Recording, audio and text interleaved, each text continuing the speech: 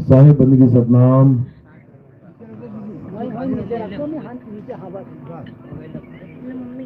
तो बंदी छोड़ की कृपा से, परमात्मा की दया से आज झुंड गांव में, हरदा में परम पिता परमात्मा के मूल ज्ञान का प्रचार होने जा रहा है। बहुत बड़े भाग होते हैं उन जीवों के जो अपने पूरे जीवन काल में एक बार भी इस मूल ज्ञान को सुन पाते हैं, और उससे भी बड़े भाग होते हैं उन लोगों के जो इस ज्ञान को थोड़ा सा भी समझ पाते हैं। क्योंकि सुनना आसान है, घंटा 2 घंटा सुन के अपना घर चले जाते हैं लोग, लेकिन इसको समझना बहुत मुश्किल है। इसको समझने के लिए इतना विवेक चाहिए कि आप सोच भी नहीं सकते। इतना विवेकी होना पड़ेगा। एक एक बात को समझने के लिए बहुत ज्यादा गहन चिंतन करना पड़ेगा, पूरा विवेक जगाना पड़ेगा, और ये तभी होगा जब परमात्मा की आप पे कृपा हो जाएगी। अगर परमात्मा की कृपा नहीं हुई तो पूरा सत्संग खत्म हो जाएगा, सारी उम्र भी सुनते रह जाओगे, तब भी समझ नहीं पाओगे। और मालिक की कृपा हो गई तो एक एक बात आपके समझ में आने लग जाएगी। तो आज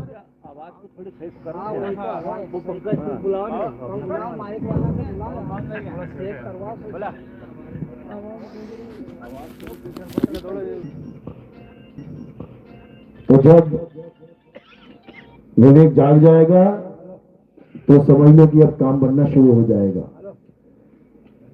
पिछले गुजरे हुए सब महात्माओं की वाणियां समझ में आने लग जाएंगी, एक एक बात समझ में आने लग जाएगी। सिंगाजी महाराज क्या कह के गए थे, क्या वाणियों में समझा रहे हैं, हर चीज का खुलासा होने लग जाएगा।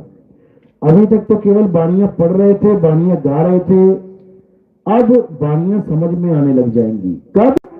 जब ये मूल ज्ञान समझ जाओगे। मूल ज्ञान का मतलब क्या है? मूल का मतलब होता है जड़। जड़ मतलब वो जड़ चेतन वाला जड़ नहीं, मूल का मतलब होता है पेड़ की जड़। यानी पूरे पेड़ को कौन पोषित कर रहा है, पूरे पेड़ को कौन सारा खाना सप्लाई कर रहा है? जड़। तो जब जड़ का ज्ञान समझ में आ गया तो बाकी सब अपने आप खुल जाता है। इसी मूल ज्ञान को कबीर साहब इस संसार में आके समझाते हैं, और सब संतों को मिलकर इस मूल ज्ञान को खोल के पूरा भेद समझा के वापस अपने स्वरूप में समा जाते हैं। तो सिंगाजी महाराज ने भी ये सारा ज्ञान अपनी वाणियों में समझा रखा है। जो विवेकी हंस हैं वो उन वाणियों में देख के समझ सकते हैं कि क्या कहा जा रहा है, क्यों कहा जा रहा है, किसके लिए कहा जा रहा है, क्या करने को कहा जा रहा है।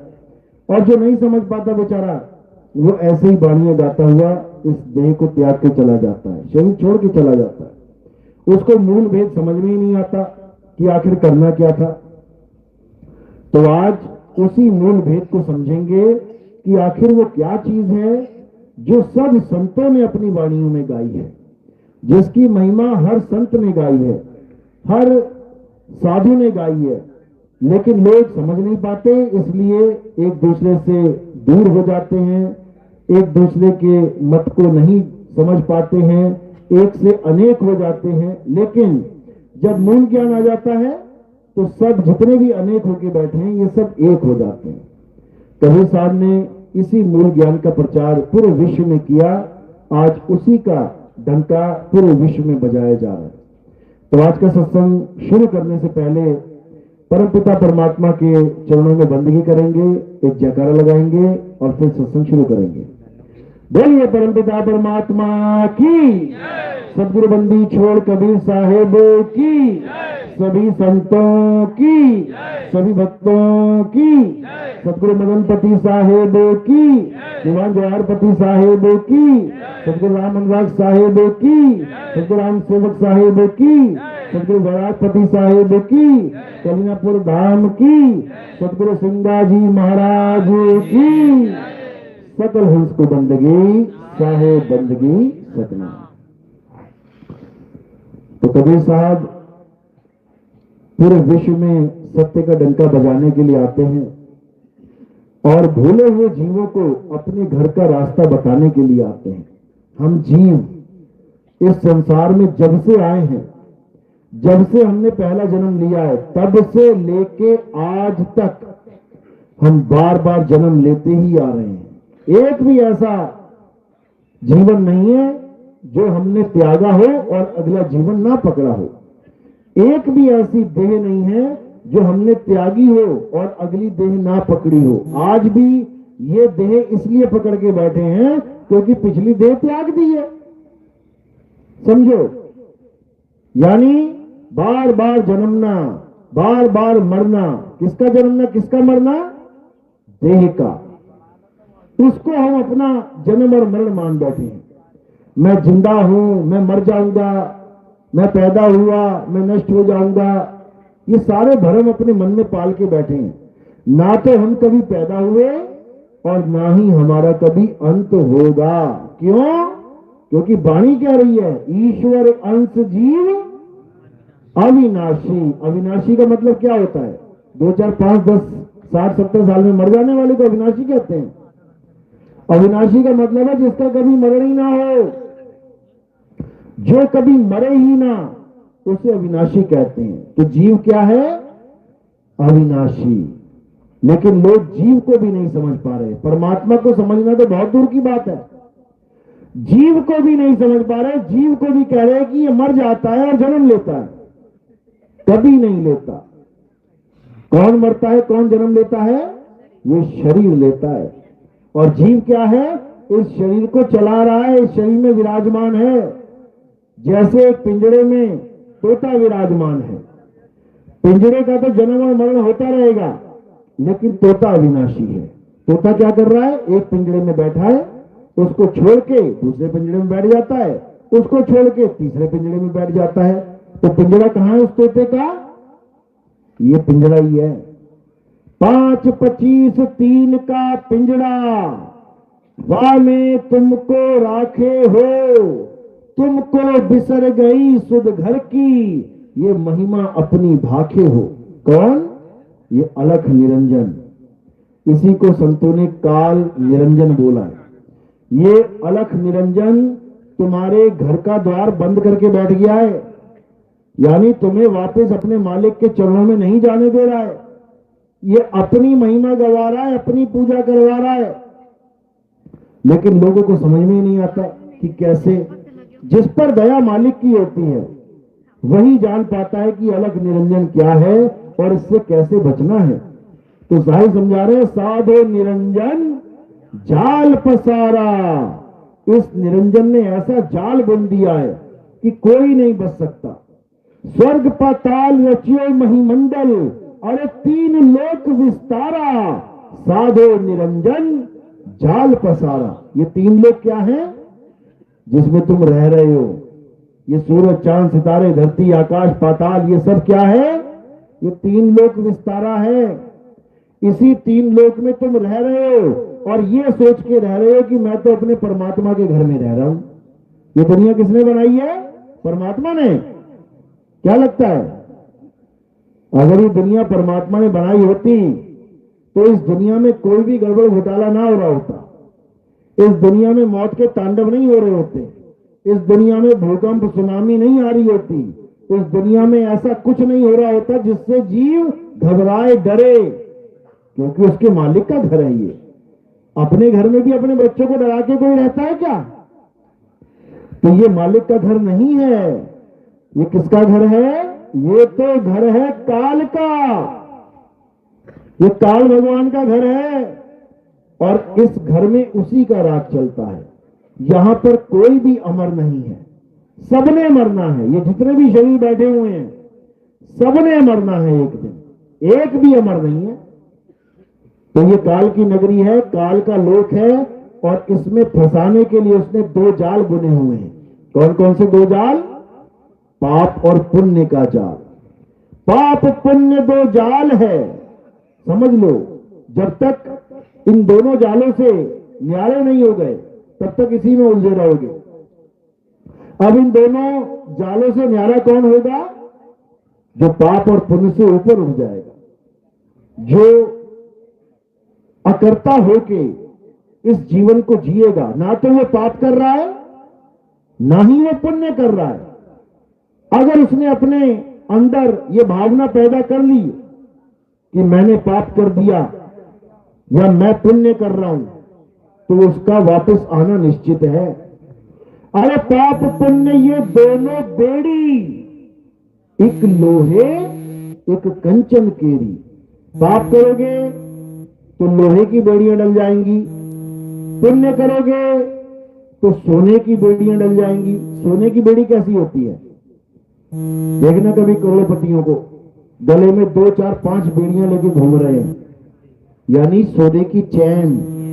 खुद पैसा देके खुद पहन लेते हैं बेड़ी, उसमें उनको लगता है कि मैं बहुत बड़ा बन गया। ये नहीं पता वो सोने की बेड़ी है।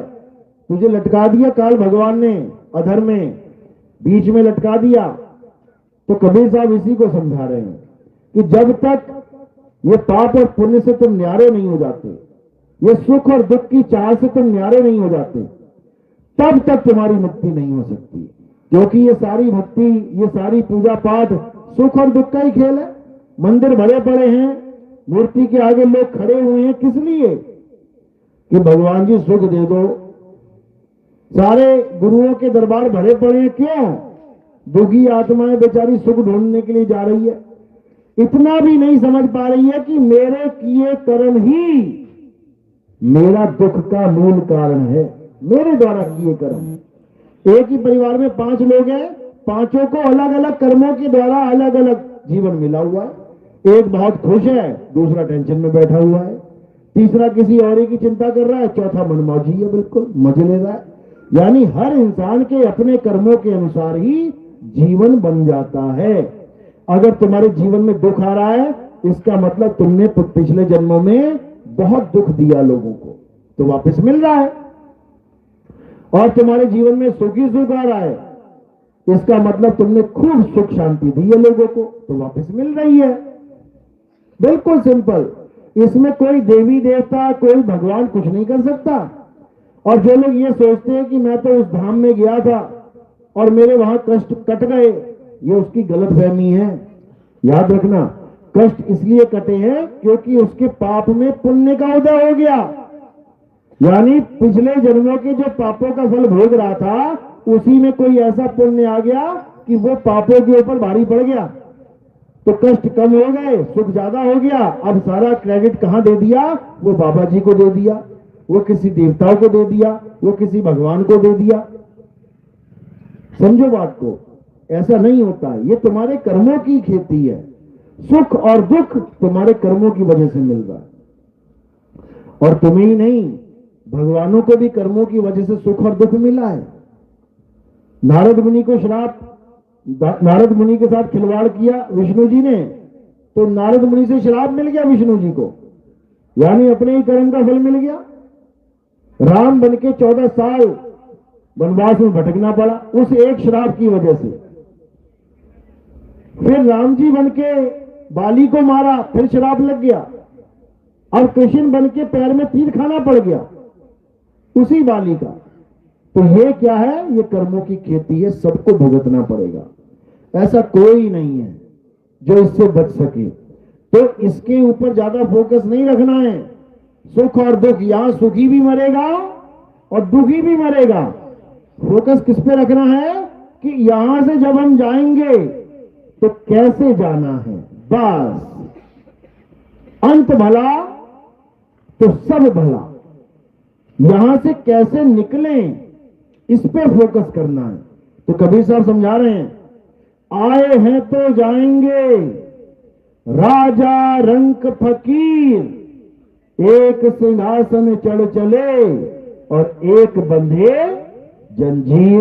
बस यही फार्मूला है। इसी को समझना है कि जंजीरों में बंध के तो सब जा रहे हैं, लेकिन सिंहासन पे चढ़ के कैसे जाया जा सकता है?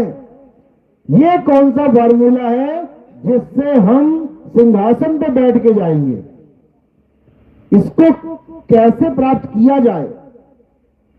तो ये कब प्राप्त होता है? ये अवस्था कब मिलती है?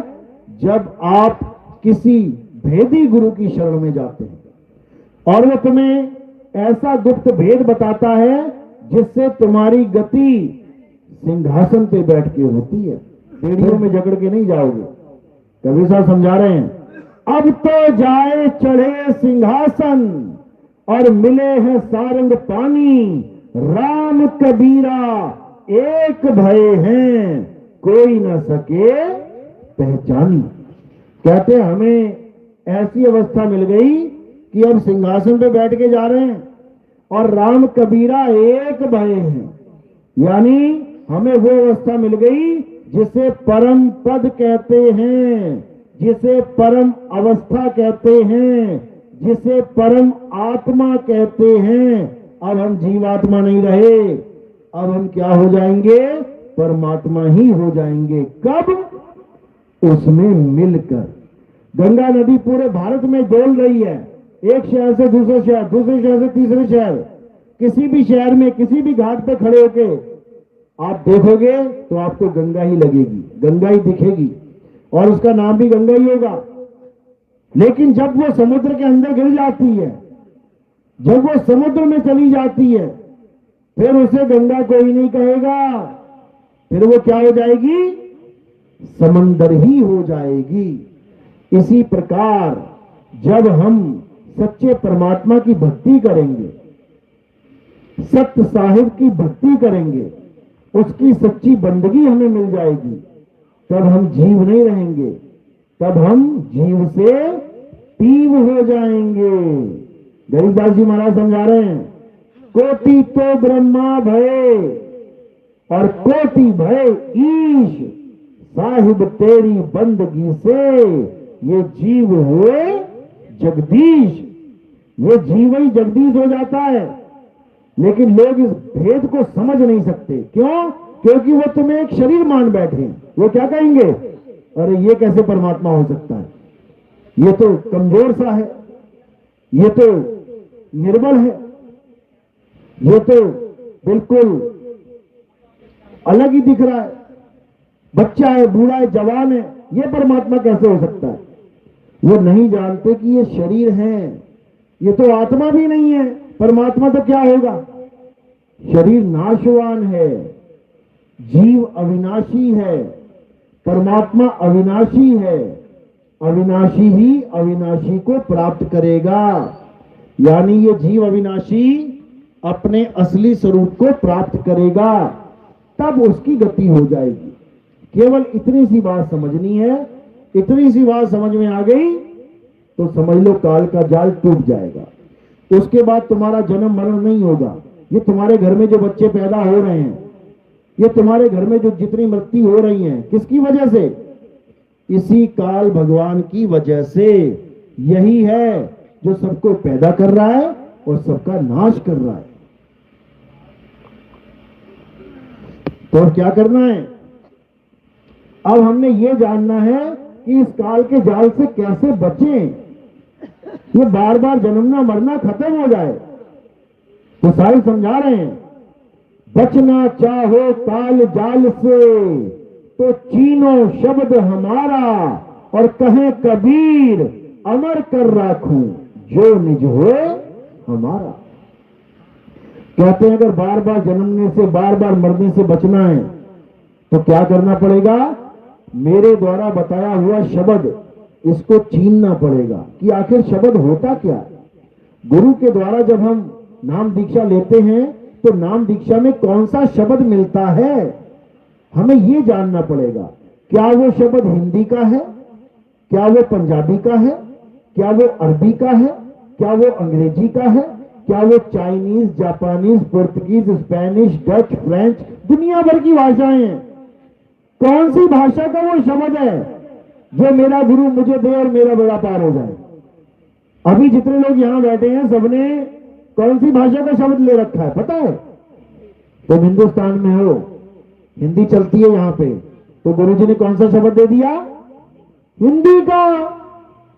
तुम हिंदी के नाम रट रहे हो, तुम सोच रहे हो हिंदी रट रट के हिंदी के अक्षर रट रट के मेरी मुक्ति हो जाएगी, और अरबी सोच रहा है अरबी भाषा के अक्षर रट रट के मेरी मुक्ति हो जाएगी।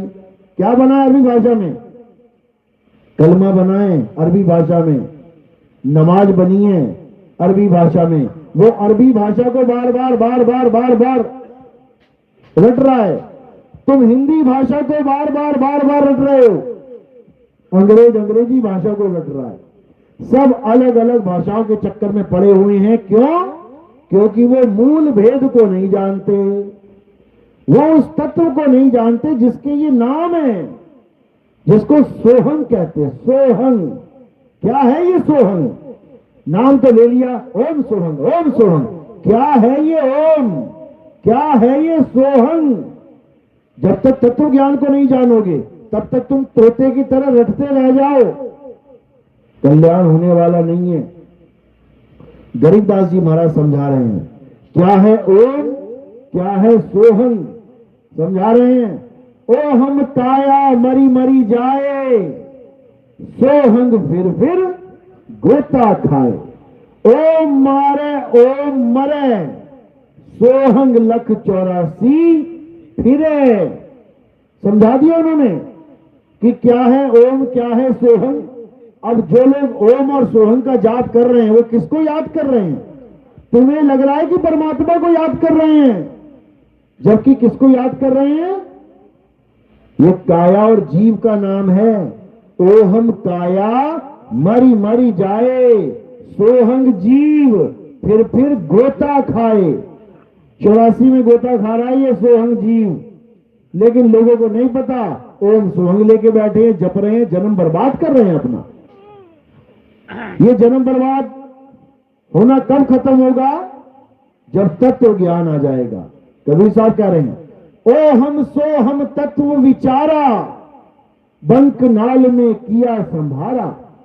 मन को मार गगन चढ़ जाई, मान सरोवर पैठ नहाई। कबीर साहब समझा रहे हैं ये ओम सोहंग जपने वाले जाओ, तुम्हारा जीवन नष्ट हो जाएगा। ओम सोहम नहीं जपना है, सोहंग नहीं जपना है। अरे जो जन होंगे जौहरी, रतन लेंगे बिलगाए। सोहंग जपी मुआ, मिथ्या जन्म गवाए। जन्म बर्बाद हो जाएगा। छोड़ दो इस ओम और सोहंग को। तो क्या करना है? उस अवस्था को जानो जिसे सोहम अवस्था कहते हैं। वो मंत्र नहीं है सोहम, उसका अवस्था का नाम है। सोहम का मतलब क्या होता है? जो तू, सोहम जैसा तू वैसे हम। ये अवस्था का ज्ञान है कि परमात्मा का जो अवस्था ज्ञान है, जो अवस्था है वही तुम्हारी अवस्था बन जाए। अब दोनों अवस्थाओं में फर्क क्या है? एक चल अवस्था है और एक अचल। बस दो चीजें समझनी है। एक चल अवस्था है, यानी वो चलता ही चला जा रहा है, चलता ही चला जा रहा है। और एक अचल है, युगो युग से अचल है। युग भी नहीं शुरू हुए थे तब भी वो अचल था। बस इन दोनों को समझना है। चल में क्या है? ये जीव चलायमान है। आज इंसान के शरीर में बैठा है, कल को कुत्ते का मिल गया, फिर बकरे का मिल गया, हाथी घोड़ा सांप बिच्छू तमाम योनियों में भटक रहा है। तो ये चल अवस्था है, चल रहा है।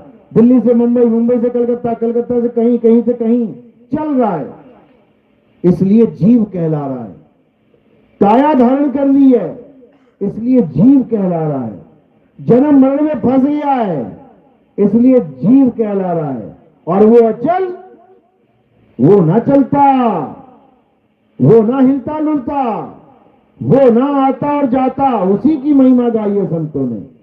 आवे ना जावे, जन्मे ना ही मरे, सो निज पीव हमारा हो। वही मेरा असली परमात्मा है, जो आता जाता नहीं है। कोई कह रहा सतलोक से चल के आए, कोई कह रहा अलग लोक से चल के आए। अरे वो चलता ही नहीं है, अचल है। गीता में पढ़ो अध्याय 2 24वां श्लोक, क्या बता रहे हैं? हे अर्जुन, ये आत्मा अचल है, ये अडोल है, ये सदा स्थिर रहने वाला है, ये कभी नहीं चलता। इसी को जानना है। जो इसको जान लेगा वो अचल अवस्था में आ जाएगा। उसकी अवस्था जीव अवस्था नहीं रहेगी। वो चक्की की तरह जो पिस रहा है, चल रहा है, वो किल्ली की तरह स्थिर हो जाएगा। कील देखिए ना, चक्की में कील होती है, चक्की चलती है दिन रात, और कील अचल है। इसी को साई समझा रहे हैं। क्या कह रहे हैं? चलती चक्की देख के दिया कबीरा रोए, और दो पाटों के बीच में साबुत बचाना को। एक पाट धरती चले और एक चले आसमान, इन दोनों के बीच में पिस गया सकल जहान। अरे पाट पाट सब कोई कहे, किल्ली कहे ना कोई, और जो किल्ली संग लाग रहा तो बाल न बांका हो। दोनों अवस्थाओं का ज्ञान दे दिया इस एक दोहे में। यानी एक तो है चल अवस्था जो चल रही है दिन रात, और एक है अचल अवस्था किल्ली की तरह। तो जो दाना चलती चक्की में से होता हुआ किल्ली के साथ जुड़ जाता है, वो बच जाता है। जाता तो वो भी चक्की में ही है, लेकिन वो चक्की में पिसता नहीं है, वो दाना कील के साथ अटक जाता है। चक्की चलती रहती है, दाना उसको कोई फर्क ही नहीं पड़ता। इसी प्रकार जो जीव अवस्था में ये हम चल रहे हैं, खा रहे हैं, पी रहे हैं, भाग रहे हैं, दौड़ रहे हैं, खेल रहे हैं, कूद रहे हैं, ये अचल अवस्था हो जाती है। उसके बाद अरे ना कहीं आना ना कहीं जाना, आपे में आप समाना।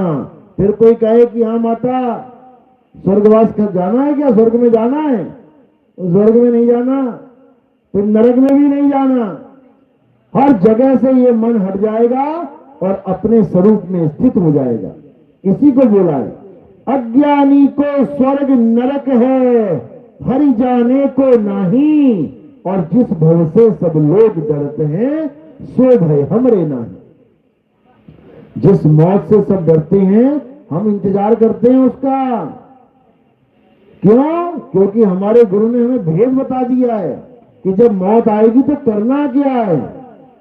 अरे मरता मरता जग मुआ, मरना जाने ना कोई, ऐसी मरनी जो मरे बहु न मरना हो। कहते हैं अगर ऐसे मर गया तो जैसे मैं बता रहा हूं, इस विधि के द्वारा अगर तू मर गया मतलब शरीर छोड़ दिया, उसके बाद तेरा आना जाना खत्म हो जाएगा, दोबारा शरीर धारण नहीं करना पड़ेगा। लेकिन अगर शरीर से मोह लगाते हुए इस शरीर को छोड़ता है तो याद रखना दोबारा आना पड़ेगा। क्यों? क्योंकि मन में जो जीवन की इच्छा है वो खत्म ही नहीं हुई। ये बीज जो पड़ा है मन में जीवित रहने का, वो खत्म ही नहीं हुआ। तो कहते हैं माया मरी ना मन मुआ, मरी मरी गया शरीर, आशा तृष्णा नाम हुई, कह गए संत कबीर।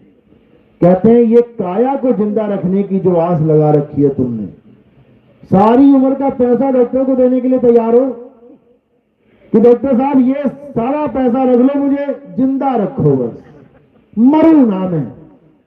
समझ लो इतना ज्यादा प्रेम हो चुका है इस नाशवान काया से।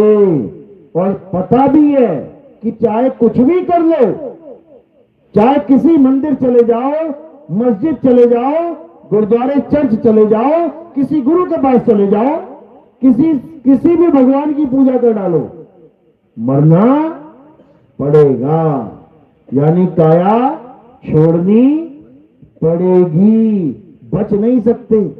अरे जब बच नहीं सकते तो इससे प्रेम क्यों करना? फिर वो तरीका ही सीख लेते हैं जिसे मृत्यु की कला कहते हैं, मरने का सही तरीका। और जिसको ये मरने का सही तरीका आ जाता है फिर वो अपने आनंद में रहता है।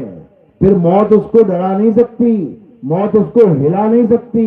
साईं समझा रहे हैं, जिस मरने से जग डरे मेरे मन आनंद, और मरने पर ही पाइए पूर्ण परमानंद।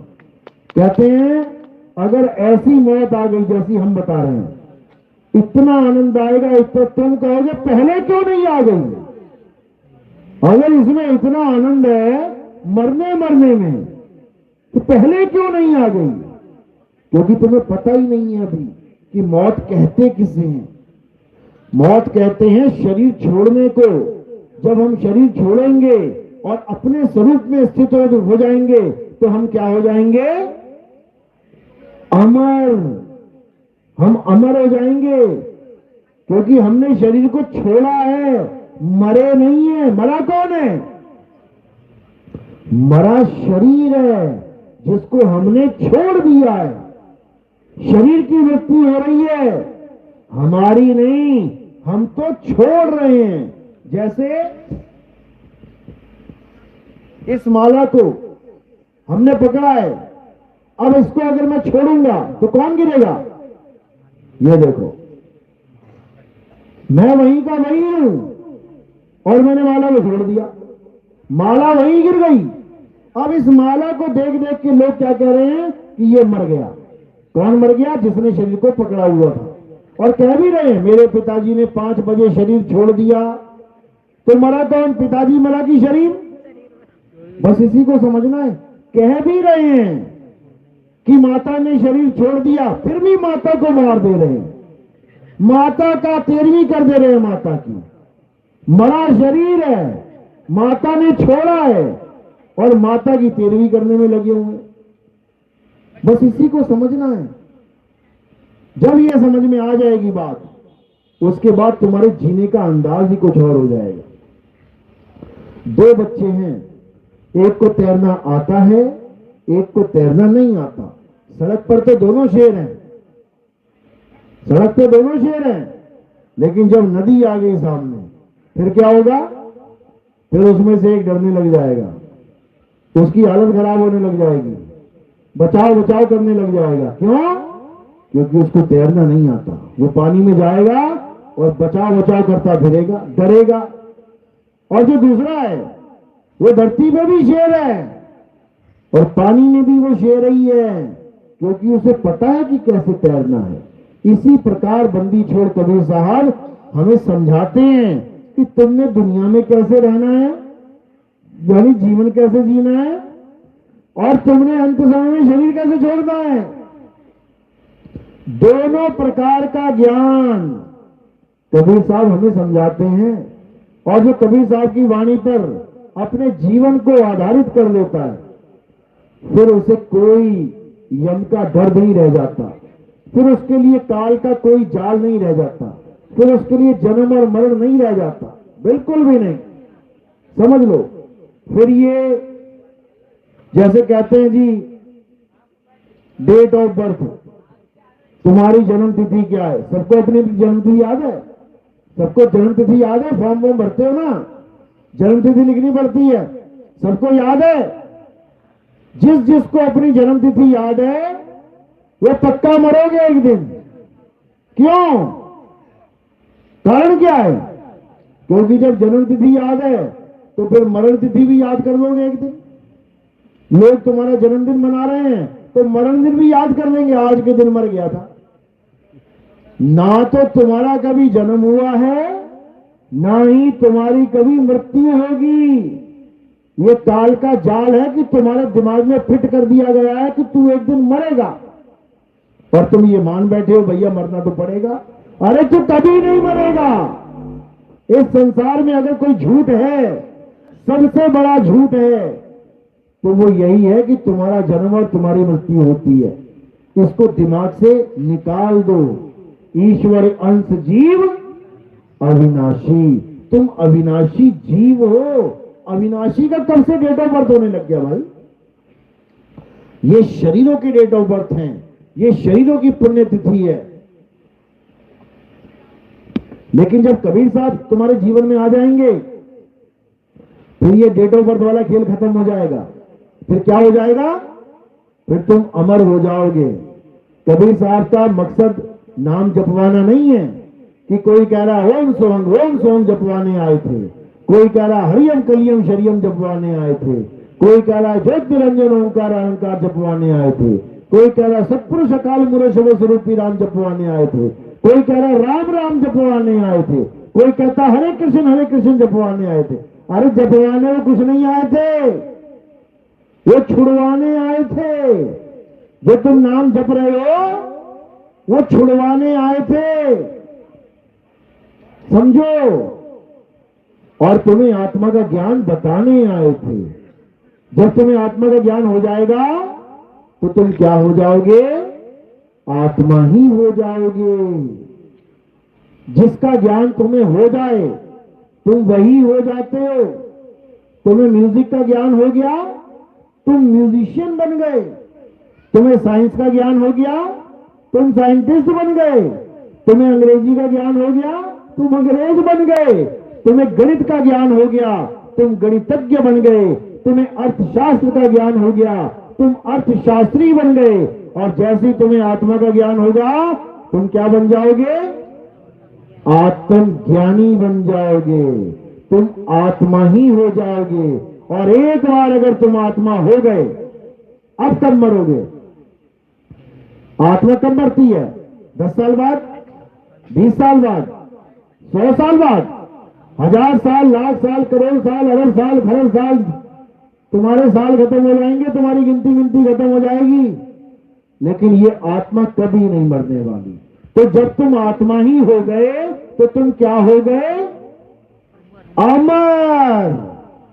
कबीर साहब यही समझा रहे हैं, अमर करूं सतलोक पठाऊं और ताते बंदी छोड़ कहूं। वो काल के जाल को काटने के लिए आते हैं। काल तुम्हें उम्र में बांध देता है, ये इतने साल जिएगा, ये इतने साल जिएगा, ये इतने साल जिएगा। और कबीर साहब तुम्हारे साल ही खत्म कर देते हैं, हरा देते हैं सारा खेल।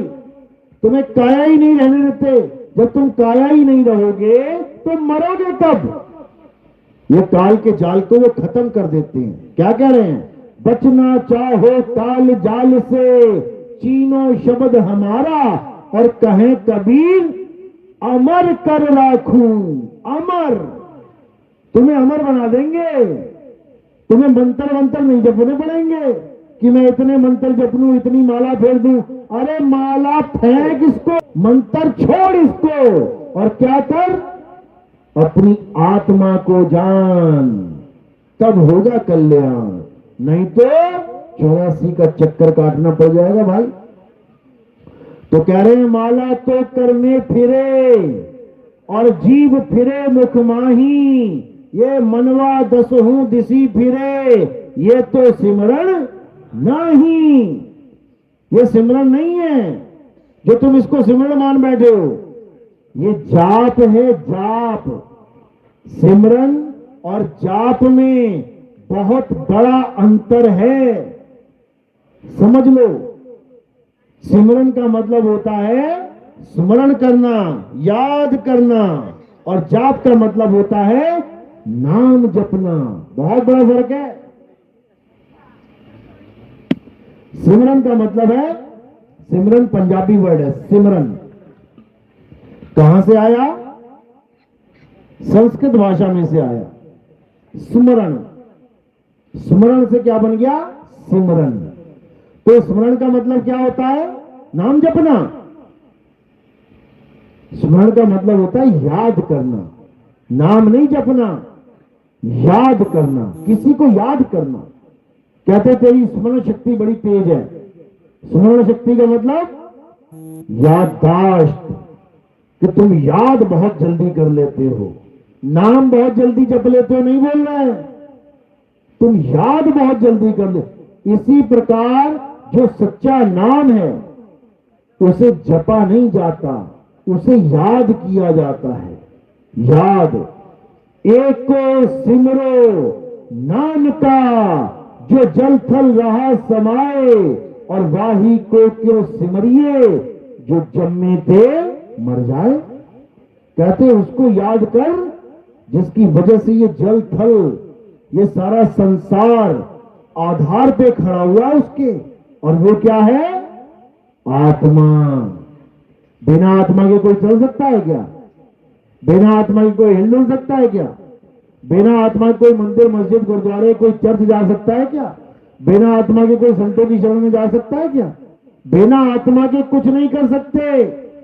लेकिन उसी आत्मा को हम नहीं जानते, जन्म उसी आत्मा का ज्ञान नहीं हो पाता है और मंत्रों के पीछे पड़ जाते। ओम जपले, सोहंग जपले, ओम सोहंग जपले, निरंकार जपले, ये जपले, वो जपले। मदन साहब कह रहे हैं, सोई गुरु पूरा कहावे, जो दो अक्षर का भेद बतावे, एक छुड़ावे एक लखावे, तब प्राणी निज घर को जावे। यानी सच्चा गुरु जब तुम्हारे जीवन में आएगा तो क्या करेगा? वो एक छुड़ावे, तुम्हारे सारे मंत्र छुड़वा देगा, छोड़ दे। तो क्या करना है?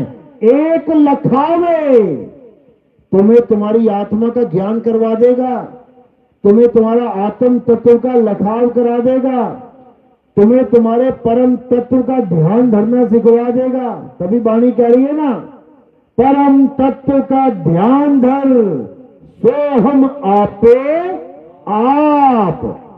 जिस दिन तुमने सोहम सोहम जपना छोड़ के उस परम तत्व का ध्यान धरना शुरू कर लिया, तुम आपे आप सोहम हो जाओगे। सोहम मतलब जो तू सो हम, जैसा तू वैसे हम।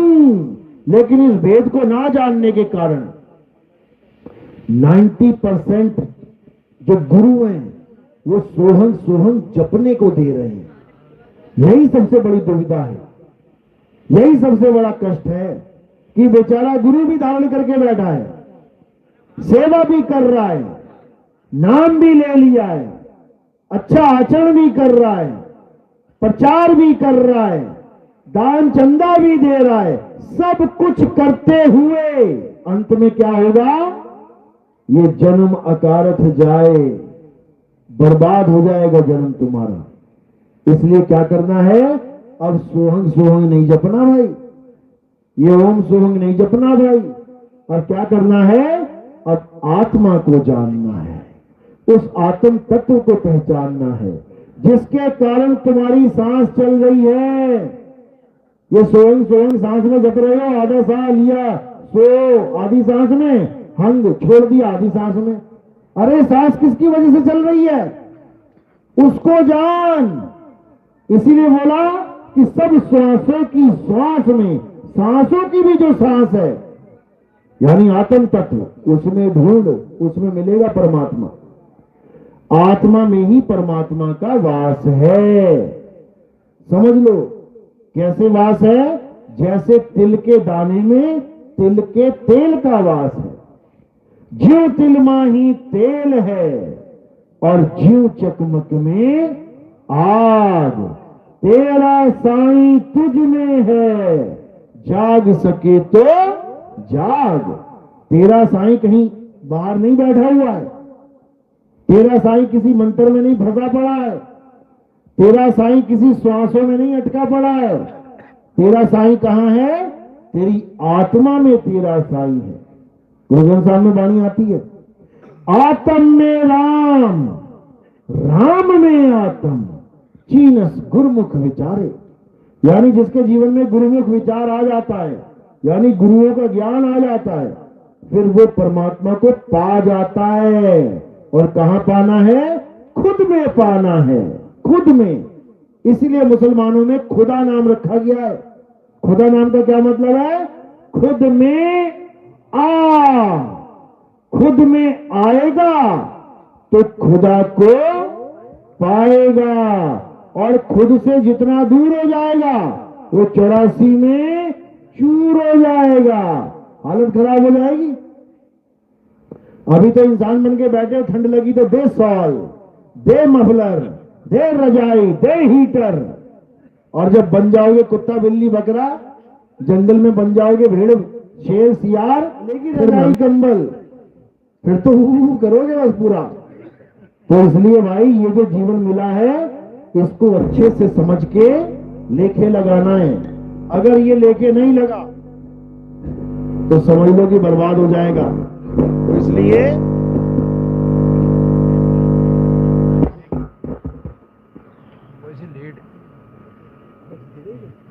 रुको रुको रुको फिल्म बदल दी। तो इसलिए अब अपनी आत्मा को पहचानना है। जब लगना चीन हो गए आत्म, तब लगना मिली है परमात्म।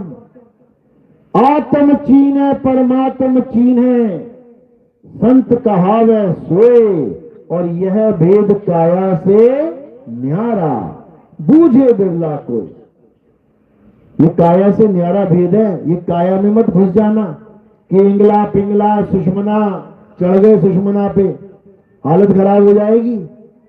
गोरखनाथ भी चढ़ा था, भैरवनाथ भी चढ़ा था, क्या बना फिर उनका, समझ लो।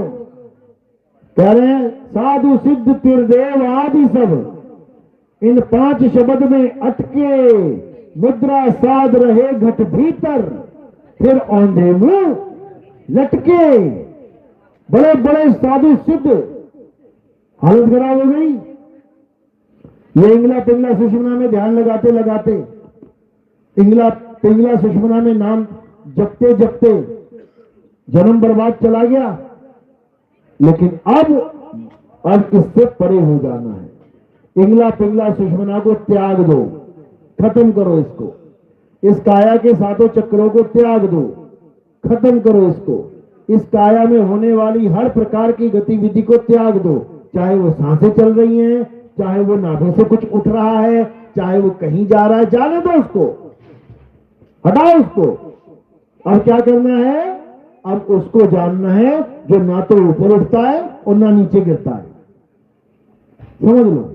अब उसको जानना है जो ना तो ऊपर उठेगा ना नीचे गिरेगा। क्यों? क्योंकि वो अचल है, वो अचल है, अडोल है। गरीबदास जी महाराज कह रहे हैं, सतगुरु के लक्षण कहूं, अचल विहंगम चाल, हम अमरापुर ले गए ज्ञान शब्द सरधा। कहते हैं हमें ऐसा गुरु मिल गया जिसने विहंगम चाल के द्वारा मुझे अचल तक पहुंचा दिया। जैसे चुंबक लगी हुई है कहीं पे, अचल है, चल नहीं रही है, और लोहे का कंचा गोला इधर से उधर भाग रहा, उधर से उधर भाग रहा, उधर से उधर भाग रहा है। भागते भागते भागते किसी ने उसको इशारा कर दिया चुंबक के नीचे जा, और चला गया गलती से चुंबक के नीचे। अब क्या होगा, अब चुंबक लेगी खींच, और जैसे खींचेगी अब क्या हो जाएगा लोहे के साथ, वो लोहा अचल हो जाएगा। चिपका के देख लेना, चुंबक में लोहा चिपका के देख लेना, फिर देखना भाग रहा है कि नहीं भाग रहा, भागेगा, वहीं अचल हो जाएगा वो।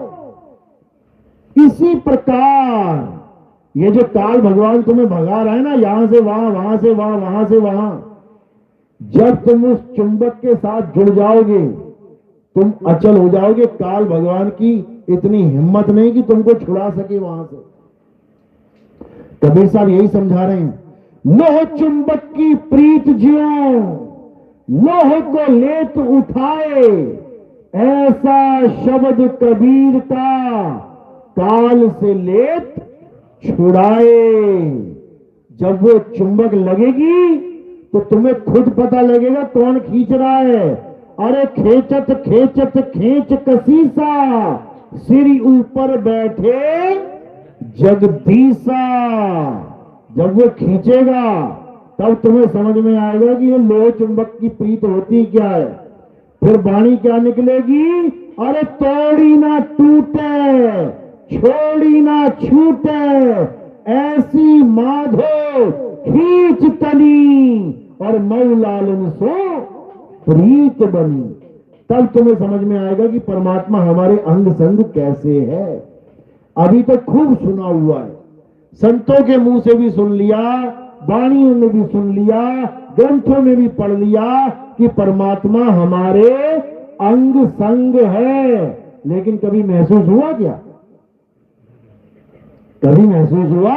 अंग संग का क्या मतलब होता है? अंग संग का मतलब होता है अंग के संग। जैसे एक अंधा है, उसने कंधे पे हाथ रख दिया एक देखने वाले के, जो देख सकता है, तो इसके अंग की संग है वो, यानी अंग के साथ जुड़ा हुआ है। तुम्हारे हाथ पे कोई हाथ रख दे, अंग के संग है वो। तुम्हारे पैर पे कोई पैर रख दे, अंग के संग है वो। तुम्हारे कंधे पे कोई बैठ जाए, अंग के संग है वो। तुम्हें पता लगेगा कि मेरे अंग के संग है। अरे चींटी भी तुम्हारी पीठ पे चढ़ जाए, तुम्हारे अंग के संग है, और तुम एकदम जान जाओगे भैया कुछ चढ़ रहा है। लेकिन परमात्मा जो तुम्हारे सदैव अंग संग है, वो अनुभव क्यों नहीं हो पा रहा है? कारण क्या है? केवल एक ही कारण है। कारण भी बता दिया कबीर साहब ने कि वो अंग संग होता हुआ भी दूर है। क्यों दूर है, कैसे दूर है, समझा रहे हैं साखी में। क्या बता रहे हैं? सूरत फंसी संसार में, तासे पड़ गई दूर, और सूरत बांध स्थिर करो, आठों पहर हुजूर। बता दिए ना एक ही लाइन में कि वो अंग संग है लेकिन फिर भी दूर है। क्यों? क्योंकि दूर वो नहीं, दूर तुम हो गए हो। तुम दूर हो गए हो। चुंबक तो वहीं लगी हुई है, वो लोहा दूर हो गया है। अब क्या करना है? इस लोहे को आठों पहर चुंबक के नीचे रखने की प्रैक्टिस करनी है। और जैसे ये नीचे आ जाएगा, चुंबक अपना काम शुरू कर देगी। उसके बाद लोहा समझ जाएगा कि भैया चुंबक ने खेल खेलना शुरू कर दिया है। यानी वो परमात्मा जो अंग संग है, अब वो महसूस होने लग जाएगा तुम्हें, समझ लो। और जब वो होगा तो एक लहर चलेगी, आनंद की लहर चलेगी। कहते शंखों लहर महर की उपजे, वहां कहर नहीं कोई। जन्म मरण से परे हो जाओगे, ये मौत का तांडव खत्म हो जाएगा, ये जन्मना मरना खत्म हो जाएगा। कितनी पूजा पाठ करी गुजरातियों ने, करते ही हैं, सारे करते हैं। वो हवाई जहाज उड़ा अहमदाबाद में और 40 सेकंड में क्रैश हो गया, सैकड़ों लोग मारे गए। किसकी पूजा कर रहे थे? अपने ही देश के थे गुजराती। देवी देवताओं की पूजा चल रही थी, सब बढ़िया एकदम। लंगर पानी भी कर रहे थे, दान पुण्य भी कर रहे थे। क्या मिला? एक भयंकर दर्दनाक मौत। शक्लें तक नहीं पहचान पाए कि किसकी बेटी है किसका बेटा। कोयला बन गए, कोयला। डीएनए टेस्ट कर करके पता लगाना पड़ा कि कौन किसकी बेटी है और कौन किसका मां, तब जाके लाश सौंपी है। समझो, तो किसकी भक्ति कर रहे थे? देवी देवताओं की, या कोई भी जो भी चल रहा है आज। और क्यों कर रहे थे? इसीलिए कि हमारे घर में शांति रहे, सुख रहे। मिल गई शांति, ऐसी हालत हो गई उसकी। खुदा ना खासा तुम्हारे साथ भी ऐसा हो जाए। कोई मरना चाहेगा एरोप्लेन के क्रैश में? हाथ खड़ा करेगा? कोई हवाई जहाज में बैठे और ब्लास्ट हो जाए, बूम, चाहेगा कोई? कोई नहीं। चलो थोड़ा नीचे कर देते हैं। कोई ट्रेन में कट के मरना चाहेगा? चलो और थोड़ा नीचे आ जाते। बस के नीचे मर के दब के मरना चाहेगा? कोई बाइक से गिर के मरना चाहता है? हाथ खड़ा करो। कोई पानी में डूब के मरना चाहता है? कोई आग में जल के? कोई छत से गिर के? अरे मरना भी चाहते हो कि नहीं? अमर ही हो जाना चाहते हो क्या? कहीं तो हाथ खड़ा करो भाई। ये जो मैं बोल रहा हूं, इसी में जाओगे कोई ना कोई, कभी ना कभी यही मिलेगा। मेरा लड़का मर गया, क्या हो गया? बाइक से गिर के मर गया। तुझे क्या हो गया? मेरी मां मर गई। क्या? अरे ट्रक चढ़ गया मां के ऊपर। तेरा पिता मर गया। क्या? अरे ट्रेन से गिर के कट के मर गए। यही लिखा है किस्मत में। चाहे किसी भी भगवान की पूजा कर लो, चाहे किसी भी गुरु की पूजा कर लो, मरना तो पड़ेगा। केवल कबीर साहब के साथ जुड़ के अमर हो जाओगे, अमर। समझ लो, ये घड़ा तो फूटेगा, फूटने दो इसको, जाने दो इसको। और करना क्या है? अपने स्वरूप को पकड़ो, अपनी आत्मा को जानो। घड़ा जाता है तो जाने दे। तू अपनी आत्मा को पकड़, आत्मा को समझ, और जैसे ही आत्मा को समझ जाओगे, अमर हो जाओगे। इसलिए अब अमर होने की बारी है। अब पूजा पाठ करके मरने की बारी नहीं है। पूजा पाठ करोगे तो मरोगे, और आत्मज्ञानी बनोगे तो कभी नहीं मरोगे, अमर हो जाओगे। यही फर्क है आत्मज्ञान में और इन मंत्र जंतर ज्ञान में। मंत्र जपोगे तो कल्याण नहीं होगा, और आत्मा का ज्ञान लोगे तो कल्याण हो जाएगा। मेरी बात समझ में आ रही है?